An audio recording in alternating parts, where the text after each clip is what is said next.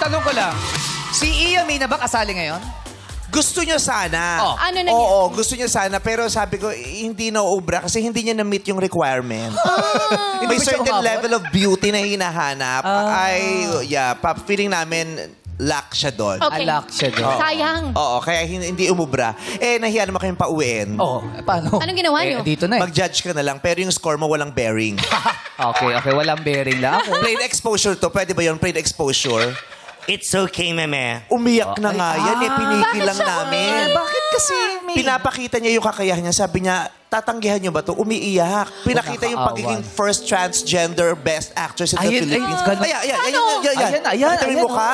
Yung nagmamakaawa na, Grabe, nakaka... ito ba yun? Ito ba yung tatanggihan niyo? Ayaw niyo nito? Oo. Ayaw niyo nito? Lagi na lang akong tinatanggihan. Wala nang magagawa ang mga akbay mo.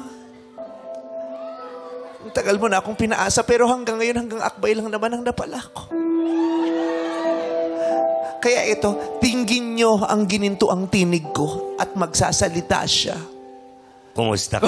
Yun lang. Yun. Yun lang. Kaya sabi na, not for today, baka Oo, bukas sa escort of baka abuse bawi siya. siya Okay. doon.